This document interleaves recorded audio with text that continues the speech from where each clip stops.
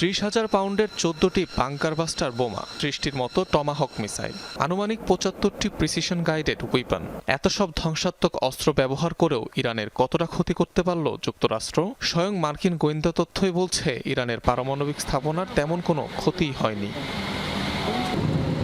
শনিবার অত্যাধুনিক 7টি B-2 বোমারু বিমান সহ মোট 125টিরও বেশি যুদ্ধবিমান দিয়ে ইরানের 3 সুরক্ষিত পারমাণবিক স্থাপনায় হামলা চালায় যুক্তরাষ্ট্র। অভিযানের পর এটিকে ইতিহাসের অন্যতম সফল হিসাবে দাবি করেন মার্কিন প্রেসিডেন্ট। কিন্তু 72 ঘণ্টা না পেরোতে ট্রাম্পের দাবিকে ভুল প্রমাণ করে নতুন তথ্য জানালো পেন্টাগন। অপারেশন মিডনাইট হ্যামার নামক অভিযানটি নিয়ে একটি মূল্যায়ন প্রতিবেদন তৈরি করে পেন্টাগনের গোয়েন্দা শাখা ডিফেন্স ইন্টেলিজেন্স এজেন্সি, যেখানে দাবি করা হয় যুক্তরাষ্ট্রের হামলায় ইরানের পরমাণু কর্মসূচির উল্লেখযোগ্য কোনো ক্ষতি হয়নি। হামলার পরও প্রায় অক্ষত ছিল সেন্ট্রিফিউজগুলো, এমনকি কোনো ক্ষতি হয়নি মজুতকৃত সমৃদ্ধ ইউরেনিয়ামেরও, যা উঠে আসে CNN, CBS এর মতো গণমাধ্যমগুলোর প্রতিবেদনে। রিপোর্ট অনুসারে ইরানের বেশিরভাগ প্রকল্পই এখনও অক্ষত।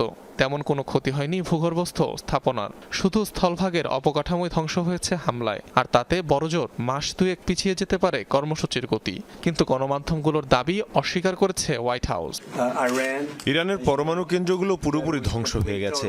এই ইস্যুতে CNN মিথ্যাচার করছে, যা তারা সবসময় করে থাকে। এ কারণেই তাদের কোনো গ্রহণযোগ্যতা নেই।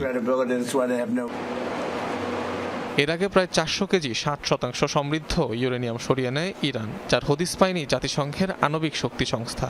এই পরিমাণ ইউরেনিয়াম দিয়ে কমপক্ষে 10টি পারমাণবিক বোমা বানানো যাবে। অবশ্য ইসরায়েলি কর্মকর্তাদের শঙ্কা, গোপনে কিছু পরমাণু স্থাপনা তৈরি করেছে ইরান, বড় কেন্দ্রগুলো আক্রান্ত হলেও যেখান থেকে কাজ চালিয়ে নেওয়া যাবে। অনিক রহমান, যমুনা নিউজ।